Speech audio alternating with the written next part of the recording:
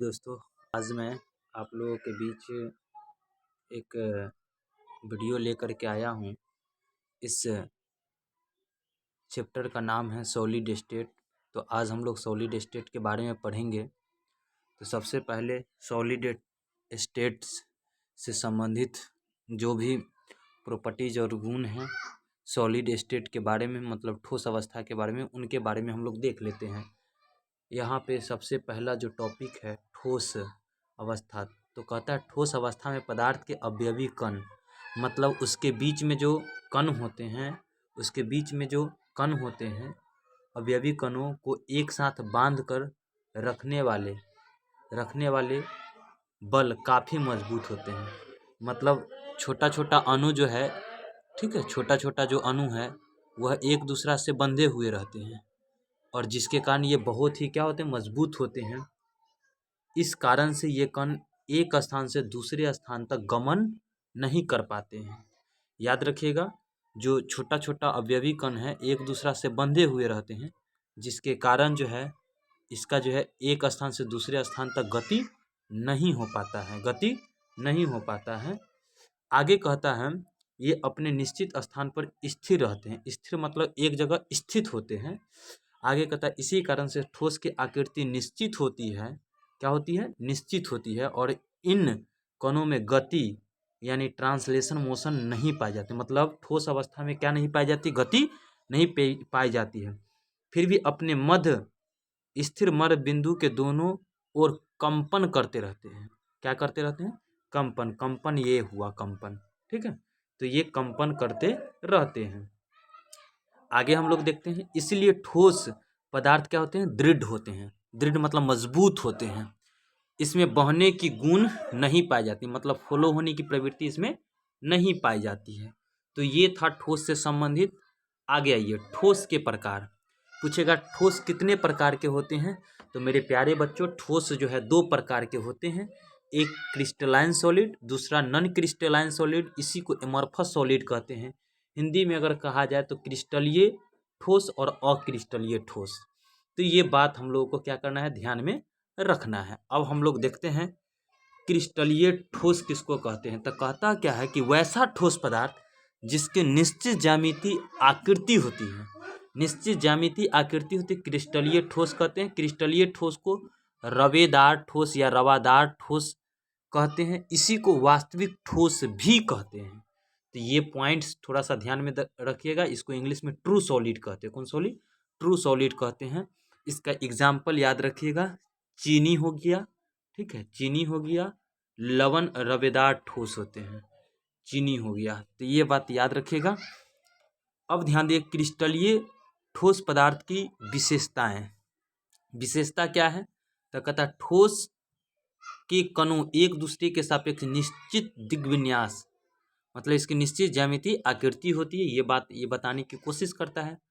ठोस पदार्थ के आयतन पर ताप और दाब का अत्यंत न्यून प्रभाव, मतलब बहुत कम प्रभाव पड़ता है, ठीक है, बहुत कम प्रभाव पड़ता है। तो ये बात ध्यान में रखिएगा। आगे क्या कहता है? ठोस पदार्थ के एक निश्चित द्रव्यनांक होता है। द्रव्यनांक क्या होता है? ठोस पदार्थ के निश्चित होता है।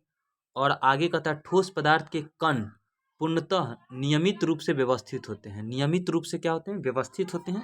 अर्थात इसकी निश्चित ज्यामिति आकृति होती है। निश्चित ज्यामिति आकृति होती है। आगे कहता है फिफ्थ नंबर क्वेश्चन क्या कहता है वो समझ लीजिए। फिफ्थ नंबर क्वेश्चन कहता है, 1 मिनट। फिफ्थ नंबर क्वेश्चन क्या कहता है? प्रत्येक क्रिस्टल सुनिश्चित सतहों से घिरा होता है। मतलब सतह जो है सुनिश्चित होता है, उससे क्या होते हैं? घिरे हुए रहते हैं। आगे ये सतह यानी प्लेन कहलाते हैं। क्या कहलाते हैं? प्लेन कहलाते हैं। आगे कहता है कि क्रिस्टल जो है असंपीड होता है। क्रिस्टल क्या होते हैं? असंपीड होते हैं। और आगे जो है वो कहता है कि यह असमसैद्धिक यानी एनआइसोट्रॉपी होता है। इसी को विषमसैद्धिक भी कहते हैं। अब विषमसैद्धिक क्या है इसके बारे में देख लीजिए। कहता है कि क्रिस्टलीय ठोस या रवेदार ठोस पदार्थ विद्युत चालकता, अपवर्तनांक, ऊष्मीय प्रसार आदि भिन्न भिन्न होते हैं। इसका कारण यह है कि क्रिस्टलीय पदार्थों में इन गुणों को मापने के क्रम में भिन्न भिन्न दिशाओं में भिन्न भिन्न प्रकार के कण उपस्थित होते हैं। याद रखिएगा, असमसैद्धिक क्रिस्टल किसको कहेंगे? एनआइसोट्रॉपी। तो वैसा क्रिस्टल जिसकी भिन्न भिन्न दिशाओं में इसका मान भी क्या होता है? भिन्न भिन्न होता है। भौतिक गुण जो है भिन्न भिन्न दिशाओं में इसका मान भी क्या होता है? भिन्न भिन्न होता है। तो ये बात याद रखना है। आगे कहता क्या है वो समझ लीजिए। आगे कहता है अक्रिस्टलीय ठोस या बेरबेदार ठोस किसको कहते हैं? तो जिसकी कोई निश्चित ज्यामिति आकृति, मतलब कोई आकृति नहीं होता है, उसको हम लोग कहते हैं अक्रिस्टलीय या बेरबेदार ठोस पदार्थ। और इसका सबसे बेहतरीन एग्जाम्पल यदि आपको दिखाई दे, रबर, कांच और प्लास्टिक। याद रखिए, रबर, कांच, प्लास्टिक, रबर, कांच, प्लास्टिक, रबर और कांच, प्लास्टिक, ये बात याद रखिएगा। रबर, कांच और प्लास्टिक, रबर, कांच, प्लास्टिक, ये बहुत ही इम्पोर्टेंट है। रबर, कांच, प्लास्टिक। और एक दो क्वेश्चन, एक क्वार्ज पूछेगा, एगो क्वार्ज कांच। तो कांच अगर लगा दे तो अक्रिस्टलीय, क्वार्ज सिर्फ लगाए तो क्रिस्टलीय। अब कहता अक्रिस्टलीय की विशेषता क्या क्या है वो देख लीजिए। ये कम दृढ़ होता है। कम दृढ़ के मतलब क्या हुआ? ये कम मजबूत होते हैं। ये बात याद रखिए, कम क्या होते हैं? मजबूत होते हैं। बाहें दाब डालने पर आसानी से विकृत, मतलब आसानी से क्या होते हैं? टूट जाते हैं। इसमें धीरे धीरे बहने की गुण पाई जाती है, इसलिए कांच को अस्थितित द्रव कहते हैं। याद रखिएगा, कांच को क्या कहते हैं? अस्थितित द्रव कहते हैं। आगे आइए, आगे क्या कहता है? इसमें अवयवी कण अनियमित रूप से रहते हैं, मतलब निश्चित रूप से जैसे तैसे होते हैं। आगे क्या कहता है? इन कणों की कोई निश्चित व्यवस्था नहीं होती है, इनकी कोई निश्चित ज्यामितीय आकृति नहीं होती। पहले ही हम बताए हैं, इसका जो द्रव्यनांक है वह अनिश्चित होता है। मतलब कि कहने का अभिप्राय ये हुआ, पहले इसको हीट कीजिएगा तो पहले ये मुलायम हो जाएगा, मुलायम होने के बाद वह द्रव रूप में बदलेगा, और द्रव रूप में जाने के बाद तब वह बॉयल होगा, यानी उबलेगा। तो ये प्रोसेस से होकर के गुजरता है। आगे कहता है समसैद्धिक, समदैशिक, आइसोट्रॉपी। तो याद रखिएगा, अक्रिस्टलीय समदैशिक होता है, समदैशिक होता है। कहता है कि इसमें जो है विभिन्न दिशाओं में समान गुण होते हैं। विभिन्न दिशाओं में समान जिसमें गुण होगा समसैद्धिक होगा। अब विभिन्न दिशाओं में भिन्न भिन्न गुण, यानी उसका मान भिन्न भिन्न हो तो उसको कहेंगे विषमसैद्धिक कहेंगे। ओके, तो ये बात आपके ध्यान में आ गया होगा। आगे चलिए, आगे क्या कहता है? क्रिस्टल और अक्रिस्टल में अंतर। तो ध्यान दीजिएगा, कहता है इसकी निश्चित ज्यामिति आकृति होती है तथा इसकी फलक चिपटे और कोर तीक्ष्ण होती है। चिपटे और कोर क्या होते हैं? तीक्ष्ण होती है। कहता है इसकी कोई निश्चित ज्यामिति आकृति नहीं होती। तो ये पॉइंट्स याद रखिए। दूसरा पॉइंट्स क्या कहता है? ज्यामिति आकृति वाले छोटे छोटे टुकड़ों में ये टूट जाते हैं। छोटे छोटे टुकड़ों में क्या होते हैं? टूट जाते हैं। इसमें क्या कहता है? इसके टूटे फूटे टुकड़े सामान्यतः चिपटे नहीं होते हैं। न इन टुकड़े की कोई निश्चित ज्यामिति आकृति होती है, मतलब निश्चित ज्यामिति आकृति नहीं होती है। कहता है इसका द्रव्यनांक जो है सुस्पष्ट होता है, जबकि इसका द्रव्यनांक सुस्पष्ट नहीं होता है।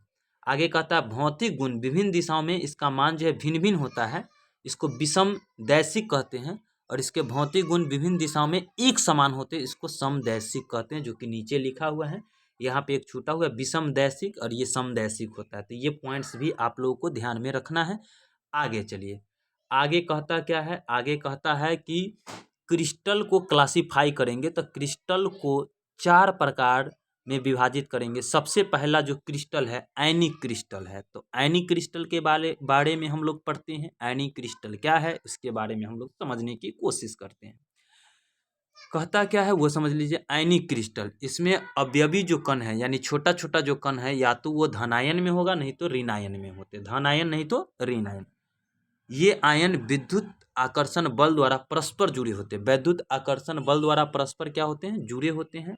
ये बल इतने मजबूत होते हैं कि आयन अलग अलग करने के लिए क्या चीज़ की आवश्यकता होती है? ऊर्जा की आवश्यकता होती है। मतलब इसमें जो आयन होते हैं वो बहुत ही मजबूत बंधन के द्वारा जुड़े होते हैं और उसको अलग अलग करने के लिए ऊर्जा की आवश्यकता होती है। सोडियम क्लोराइड, कैल्शियम फ्लोराइड, ये सब आयनिक क्रिस्टल का सबसे बेहतरीन एग्जाम्पल है।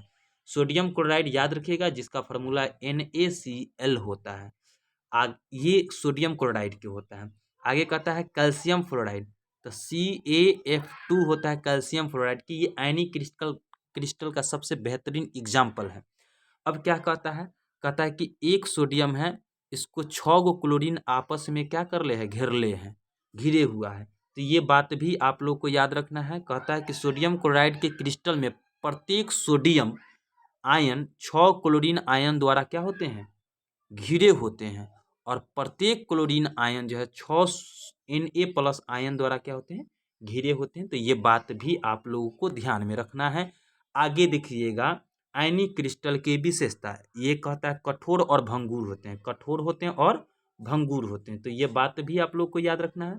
इसका क्वथनांक और द्रवणांक काफी उच्च होते हैं। क्या होते हैं, काफी उच्च होते हैं। ठोस अवस्था में विद्युत के कुचालक होते हैं। अब ध्यान दीजिएगा, कहता है कि ठोस NaCl विद्युत के कुचालक होते हैं, जबकि द्रवित NaCl विद्युत के क्या होते हैं, सुचालक होते हैं।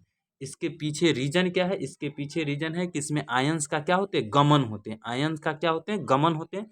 यानी आयन जो है एक स्थान से दूसरे स्थान तक स्वतंत्रता पूर्वक क्या करते हैं, घूमने लगते हैं, गमन करने लगते हैं। इसलिए विद्युत के द्रवित NaCl विद्युत के क्या होते हैं, सुचालक होते हैं। क्या होते हैं, सुचालक होते हैं। तो ये बात याद रखिए, यहाँ पे सुचालक की चर्चा हम लोग किए हुए हैं, सुचालक होते हैं। आगे कहता है ये जल और अन्य ध्रुवीय विलायक में आसानी से घुल जाते हैं। यानी NaCl जो है ध्रुवीय होता है और वो ध्रुवीय विलायक में घुल जाएगा। यानी H2O जो है जल, ये ध्रुवीय है और NaCl भी ध्रुवीय है, तो उसमें आसानी से घुल जाएगा। लेकिन अध्रुवीय विलायक जैसे बेंजीन हो गया, एसीटोन हो गया, ये अविलेय होते हैं, इसमें आसानी से क्या नहीं होगा, आसानी से नहीं घुलेगा। तो ये बात आप लोगों को ध्यान में रखना है। क्या चीज़ से, आयनिक क्रिस्टल की विशेषताएं से। आगे चलिए, आगे हम लोग चलते हैं। सहसंयोजक, इसको इंग्लिश में कहते हैं कोवैलेंट क्रिस्टल। तो कोवैलेंट क्रिस्टल किसको कहते हैं, अधातु के बहुत से क्रिस्टलीय ठोस पदार्थ आसन्न परमाणुओं के बीच सहसंयोजक बंधन के बनने से उत्पन्न होता है। ठीक है, तो ये बात आप लोग को ध्यान में रखना है। सहसंयोजक ठोस पदार्थ बृहत अणु होते हैं, मतलब इसमें जो अणु होते हैं बृहत होते हैं, बड़ा अणु होते हैं, जिनसे सहसंयोजक बंधन का जाल त्रिविम रूप में यानी 3D के रूप में क्या होते हैं, फैल जाते हैं। इसका बेहतरीन एग्जाम्पल सिलिका हो गया, हीरा हो गया, ग्रेफाइट हो गया, कोरंडम हो गया। तो याद रखिएगा, हीरा से संबंधित, हीरा का हाइब्रिडाइजेशन पूछेगा sp3 और ग्रेफाइट के भी sp3 ही होता है। तो ये दोनों पॉइंट्स हम लोग को ध्यान में रख लेना है। तो याद रखिएगा, सिलिका हो गया, हीरा हो गया, ग्रेफाइट हो गया, कोरंडम, ये सहसंयोजक क्रिस्टल का एग्जाम्पल है।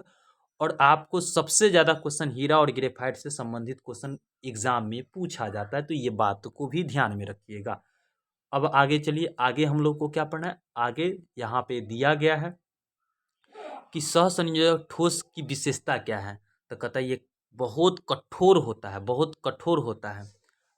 उसके बाद बंधन की प्रकृति दिशात्मक होने के कारण अधिकतम स्थान आकृति नहीं कर पाते हैं। तो ये बात भी याद रखिएगा, द्रव्यनांक और क्वथनांक काफ़ी उच्च होते हैं और इसका अपवर्तनांक उच्च होते हैं। अपवर्तनांक क्या होते हैं, उच्च। अपवर्तनांक क्या होते हैं, उच्च होते हैं। कहता है ग्रेफाइट को छोड़कर बाकी जितने भी कोवैलेंट क्रिस्टल है विद्युत के कुचालक होते हैं। ये जो है ग्रेफाइट विद्युत के क्या होते हैं, सुचालक होते हैं। कहता है ये विभिन्न कंपनावृत्ति वाले प्रकाश को अवशोषित कर लेते हैं। विभिन्न कंपनावृत्ति वाले प्रकाश को क्या करते हैं, अवशोषित कर लेते हैं। तो ये बात भी ध्यान में रखना है। अब कहता है आणविक क्रिस्टल, मॉलिक्यूलर क्रिस्टल किसको कहते हैं।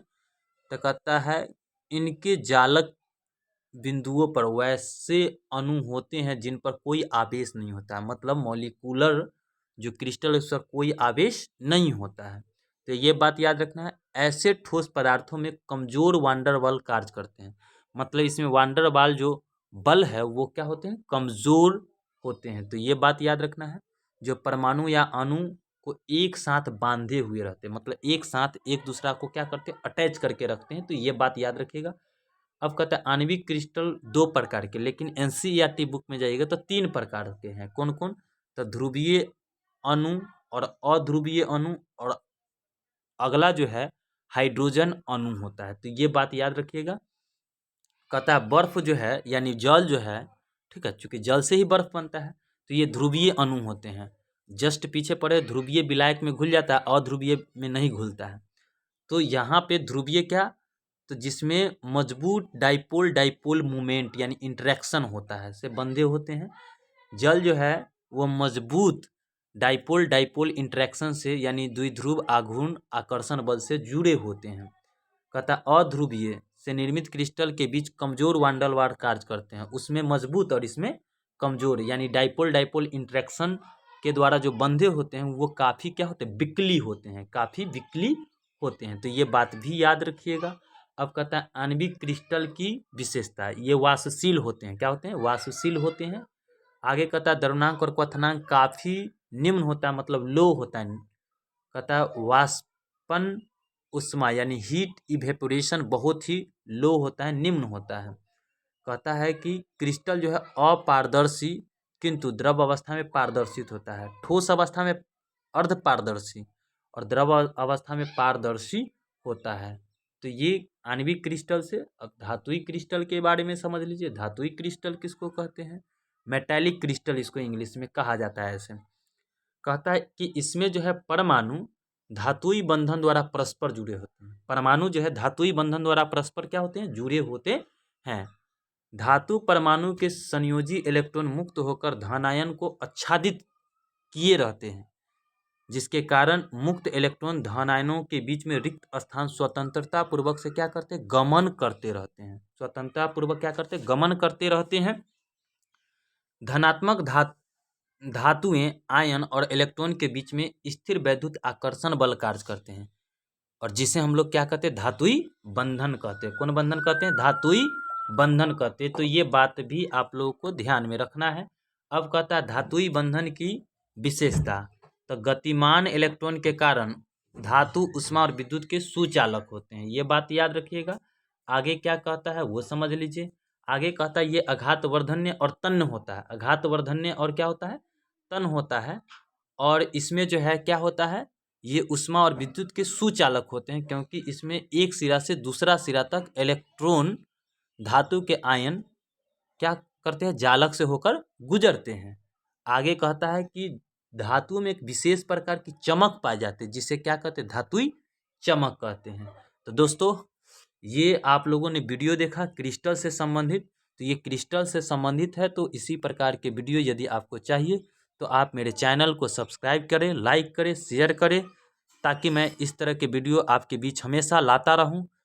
धन्यवाद।